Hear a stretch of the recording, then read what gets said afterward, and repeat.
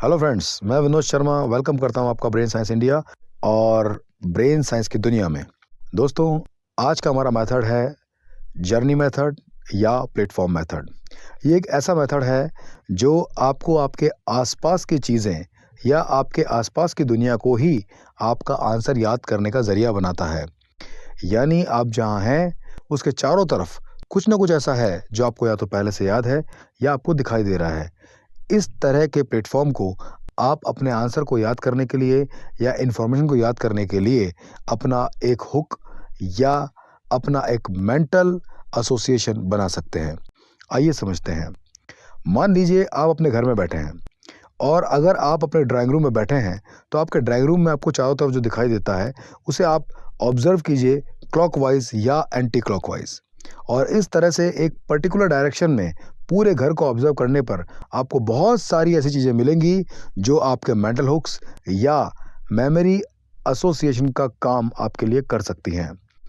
ये मेथड बहुत ही पुराना और प्रचलित है। इसे रोमन रूम मेथड के नाम से भी जाना जाता है और इस मेथड की हेल्प से हम पॉइंट वाले आंसर या किसी भी तरह का एप्लीकेशन, ऐसे या थ्योरी या कोई छोटा आंसर जिसमें 20 टू 25 पॉइंट्स हों, इस तरह का कोई थ्योरी आप याद कर सकते हैं। साथ ही साथ आप इससे अपॉइंटमेंट्स या किसी तरह का शेड्यूल याद रख सकते हैं और आप इससे लोगों के बर्थडेज भी याद रख सकते हैं। लेकिन सबसे पहले हम समझते हैं कि ये मेथड कैसे काम करता है। मान लीजिए आप मेरे घर के ड्राइंग रूम में बैठे हुए हैं, तो सबसे पहले मैं दिखाता हूँ आपको मेरा घर का ड्राइंग रूम कैसा है। आप घर के अंदर जब एंटर करते हैं तो आपको एक बड़ा सा दरवाज़ा दिखता है। दरवाजे से एंटर करने के बाद आपको कार पार्किंग का स्पेस नज़र आता है। इसके बाद आपको हमारे ड्राइंग रूम का पहला दरवाज़ा नज़र आता है और ड्राइंग रूम में एंटर करते ही आपको सबसे पहले नज़र आता है, अगर हम क्लॉकवाइज चलते हैं तो एक बहुत बड़ी विंडो नज़र आती है और उस विंडो पे कर्टन लगा हुआ है। उसके पास में बहुत बड़ा LCD टीवी लगा हुआ है और ये टीवी पर कोई ना कोई पिक्चर आती रहती है। और इसके पास में हम क्लॉकवाइज आगे की तरफ बढ़ते हैं तो हम देखते हैं एक शेल्व है जिसमें बहुत बड़ा सा एक एक्वेरियम रखा हुआ है जिसमें रंग बिरंगी मछलियाँ तैर रही है। और इसके आगे हम देखते हैं तो दीवार के साथ सोफ़ा सेट लगा हुआ है जहाँ पर लोग बैठते हैं और दीवार पर बहुत सारे शेल्व्स हैं जिसमें ट्रॉफीज़, सर्टिफिकेट्स और सजावट की, डेकोरेशन की सुंदर सुंदर चीज़ें रखी हुई है। हमें एक बड़ी सी वॉल नज़र आती है जिस पर एक बहुत बड़ी पेंटिंग है जिसमें बहुत सारे घोड़े बने हुए हैं। इसी के साथ हमें ड्राइंग रूम की अगली दीवार पर, जो कि मेन दरवाजे के ऊपर की तरफ है, यहाँ पर एक बड़ा सा AC लगा हुआ नज़र आता है। इस तरह से ये हमारे घर का ड्राइंग रूम, जब भी हम यहाँ पर आएंगे ये सब चीज़ें ऐसी ही रहेंगी, लेकिन हम इन सब चीज़ों को एक मेंटल हुक की तरह यूज़ कर सकते हैं। अगर हमें कोई आंसर याद करना है तो हम इस तरह की इन्फॉर्मेशन को इस्तेमाल करते हुए उन आंसर के पॉइंट्स को इससे जोड़कर याद भी कर सकते हैं और यही method journey method, platform method या रोमन रूम मेथड कहलाता है। मान लीजिए आपको याद करना है एक क्वेश्चन जो कि ज्योग्राफी का क्वेश्चन है, एनवायरनमेंट अफेक्टिंग फैक्टर्स, यानी एनवायरनमेंट को अफेक्ट करने वाले ऐसे कौन से फैक्टर्स हैं जिसका असर एनवायरनमेंट पर डायरेक्ट पड़ता है। आंसर है ये points. Number 1, forest area. Number 2, types of soils. Number 3, buildup area या buildings of that area. Number 4, distance from the sea. Number 5, direction of the wind. Number 6, industries. Number 7, mountain. और number 8, water bodies. और last है clouds. तो ये 9 factor हैं जो किसी environment को प्रभावित करते हैं एक क्वेश्चन के आंसर के हिसाब से।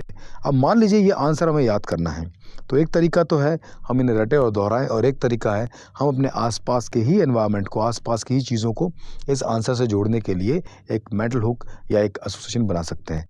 लेकिन ऐसा करने के लिए इस वक्त आप यूज़ कर सकते हैं जो रूम मैंने आपको दिखाया, मेरे घर का ड्राइंग रूम, उसको भी कर सकते हैं। करके देखते हैं। सबसे पहले था मेन गेट और उसके पीछे थी एक बड़ी सी कार जो कि कार की लॉबी जहाँ पर कार खड़ी होती है। तो चलिए हम यहाँ से जोड़ना स्टार्ट करते हैं। पहला पॉइंट है हमारा फॉरेस्ट एरिया और हमारा पहला मेंटल हुक या घर का पहला जो जगह है वो है दरवाजे के पीछे खड़ी कार। तो आप कैसे याद करेंगे? इमेजिन करिए कि आपने ये कार स्टार्ट की और जैसे आपने स्टार्ट की ये कार सीधी जंगल में चली गई और आप एक जंगल में इस कार को चला रहे हैं और बहुत डीप जंगल के अंदर ये कार आगे जा कर के चलती जा रही है। ये इमेजिनेशन आप कर सकते हैं। दूसरा पॉइंट है हमारा आंसर का टाइप्स ऑफ सॉइल, और हमारा दूसरा जो मेंटल हुक है वो है ड्राइंग रूम का दरवाज़ा। इमेजिन करिए आपने ड्राइंग रूम का दरवाज़ा ओपन किया तो आपने देखा दरवाजे के बाहर किसी ने तरह तरह की मिट्टी ला के डाल दी। कई कलर्स की मिट्टी से आपके घर का जो ड्राइंग रूम का बाहर का दरवाजे का बाहर का एरिया है वो पूरा गंदा कर दिया और बहुत सारी मिट्टी गिरा दी। आप डांट रहे हैं, चिल्ला रहे हैं कि अरे इतनी सारी टाइप्स ऑफ सॉइल, इतनी सारी मिट्टी कौन रख के चला गया। तीसरा पॉइंट है हमारा बिल्डअप एरिया, और आपका जो मेंटल हुक है जो आपने ड्राइंग रूम के अंदर देखा था वो बड़ी सी खिड़की जिसके आगे कर्टन लगा हुआ था। इमेजिन कीजिए कि इस ड्राइंग रूम की खिड़की का कर्टन आपने हटाया और देखा कि उसमें पीछे की तरफ बहुत सारी बिल्डिंग्स दिखाई दे रही हैं। इस खिड़की से आपने जब झांका तो आपने देखा बाहर दुनिया की सबसे बड़ी बड़ी बिल्डिंग्स नज़र आ रही है। चौथा मेंटल हुक है हमारा टीवी, एलईडी टीवी, और हमारा जो आंसर का पॉइंट है वो है डिस्टेंस फ्रॉम द सी। यानी इस पॉइंट को हम कैसे याद करेंगे।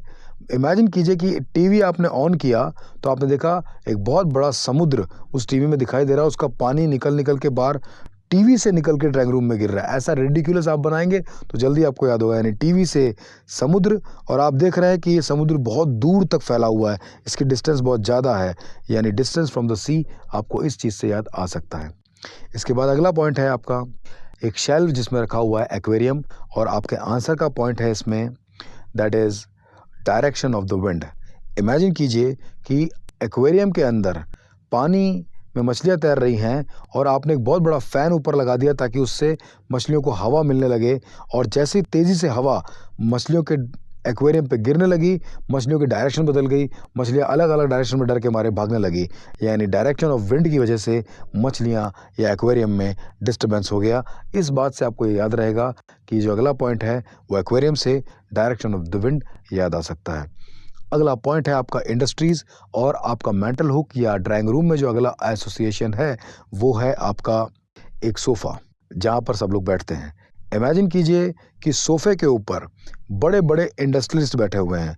मुकेश अंबानी, धीरूभाई अंबानी, रतन टाटा, दुनिया के सारे बड़े इंडस्ट्रियलिस्ट, ये सब आकर के उस दिन सोफ़े पे आपके घर के ड्राइंग रूम में बैठे हुए हैं। इससे आपको याद आएगा इंडस्ट्रियलिस्ट और इंडस्ट्रीज़। नेक्स्ट पॉइंट है हमारा माउंटेन, और हमारा जो मेंटल हुक है वो है शेल्व्स में रखे हुए डेकोरेशन के सामान, ट्रॉफीज़ और इस तरह की सजावट की चीज़ें। इमेजिन कीजिए कि आप हनुमान जी की तरह एक माउंटेन, एक पहाड़ उठा के लाए और आपने वो पूरा पहाड़ सारा डेकोरेशन का सामान हटा करके वहाँ रख दिया और वो सारा सामान उस पहाड़ के ऊपर डेकोरेट कर दिया। इससे आपको ये याद रखना है। अगला पॉइंट है हमारा वाटर बॉडीज़, और जो हमारा इस ड्राइंग रूम का अगला हुक है वो है दीवार पर घोड़े की पेंटिंग। इमेजिन कीजिए कि जो दीवार पर घोड़े हैं वो सारे के सारे, बहुत सारे घोड़े पानी पी रहे हैं और पानी वाटर बॉटल से पी रहे हैं। वाटर बॉटल, वाटर बॉडीज़, इससे आपको याद आएगा घोड़े वाटर बॉटल से पानी पी रहे हैं। और अब आपका आखिरी पॉइंट है क्लाउड्स, और आपको याद रखने के लिए है दीवार पर आखिरी एसी यानी कि एयर कंडीशनर। कैसे याद रखेंगे। इमेजिन कीजिए कि आपने एसी ऑन किया और एसी में से ठंडी हवा के साथ बहुत सारे बादल निकलने लगे और वो सारे के सारे बादल आपके कमरे में भर गए। अब आपको ये पूरा पिक्चर और ये पूरे आंसर एक दूसरे से एसोसिएटेड याद हो चुके हैं। कुछ भी नहीं करना है आपको। जब भी इस आंसर को रिप्ले करना है या जब भी इस आंसर को रिवाइज करना है या जब इस आंसर को आपको वापस लिखना है तो आपको सिर्फ और सिर्फ इस ड्राइंग रूम की एक जर्नी, एक बार इस ड्राइंग रूम की ट्रैवल कर लेनी है। अब मैं आपसे पूछना स्टार्ट करता हूँ। बताइए, पहला मेंटल हुक है हमारे घर का दरवाजे, जो मेन गेट है उसके पास खड़ी कार। उससे आपको क्या याद आएगा? आई एम श्योर आपको याद आ रहा है, फॉरेस्ट एरिया। चलिए बताइए, हमारे घर के ड्राइंग रूम के दरवाजे के बाहर क्या नज़र आया आपको? तो सेकंड पॉइंट आपको याद आ जाएगा, टाइप्स ऑफ सॉइल। चलिए बताइए, जो खिड़की के बाहर कर्टन लगा हुआ है वो हटाने पर आपको क्या दिखाई दिया? आई एम श्योर आपको दिखाई दे रहा होगा बिल्डिंग्स, जिससे आपको याद आएगा the answer is buildings and buildup area of that area. इसके बाद टीवी पर आपको क्या नज़र आ रहा है? मुझे लगता है आपको याद आ गया है डिस्टेंस फ्रॉम द सी। अगर मैं पूछता हूँ बताइए एक्वेरियम से आपको क्या दिखाई दे रहा है, तो I am sure you are able to reach out at direction of the wind, क्योंकि ये एक पिक्चर आपके ब्रेन में अब बैठ गया है। सोफा सेट हमारा अगला पॉइंट हुआ। आपको क्या नज़र आएगा? आपको आंसर का पॉइंट नज़र आएगा, एंड दैट इज़ इंडस्ट्रीज़, यानी इंडस्ट्रियलिस्ट और इंडस्ट्रीज़। ये पॉइंट आपको याद आना चाहिए। चलिए बताइए, जो पीछे शेल्व है, उस शेल्व पे आपको क्या दिखाई दे रहा है? आपको याद आएगा कि आपने एक पहाड़, एक पर्वत, एक माउंटेन वहाँ पे रखा है, और इससे आपको याद आएगा जो आपका अगला पॉइंट है वो है माउंटेन ऑफ दैट एरिया। आगे हम बढ़ जाते हैं और हमने अगला पॉइंट सीधा लिया था घोड़े की तस्वीर से। क्या नज़र आ रहा है? आई एम श्योर आपको याद आ रहा होगा वाटर बॉटल्स, जिससे याद आ जाएगा आपको वाटर बॉडीज़। अब एक बात बताइए, आपको एसी जो हमने लास्ट पॉइंट बनाया हमारा, उससे क्या नज़र आ रहा है? आई एम श्योर आपको याद आ रहा होगा क्लाउड्स। और इस तरह से ये सारे पॉइंट्स अब आपके सामने हैं। हम एक बार इन सारे पॉइंट्स को वापस देख सकते हैं, और जब भी आपको ये पॉइंट को रिवीजन करना है, आपको कुछ नहीं करना है, आपको सिर्फ इस मेंटल ड्राइंग रूम की जर्नी करनी है। और ये तो एक आंसर के लिए था, आप जहाँ बैठे हैं वो भी एक मेंटल हुक बना सकता है। आप जिस घर में रहते हैं वहाँ भी बहुत सारी चीज़ें बन सकती है। जिस स्कूल में आप रहते हैं, जो आपके फ्रेंड्स के घर हैं, या आप जहाँ जाते हैं, या आपको जो भी पहले से किसी भी तरह की जर्नी याद है, वो सब आपके इंपॉर्टेंट क्वेश्चन के आंसर्स के लिए एक मेंटल एसोसिएशन का काम कर सकती है, और उसकी वजह से आप ज़रूरी आंसर्स को पक्का याद कर सकते हैं। और इसे हम कई तरह से यूज़ कर सकते हैं, जो कि हम दूसरे वीडियो में देखेंगे, जहाँ पर हम एक और एक्सप्लोर्ड आंसर या किसी बड़े आंसर पे कैसे एक पूरे की पूरी जर्नी या हाउस को यूज़ करते हैं, ये भी मैं आपको सिखाऊंगा। तब तक के लिए एक बार प्रैक्टिस कीजिए और एंजॉय कीजिए आपकी स्टडीज़ को। Thank you so much.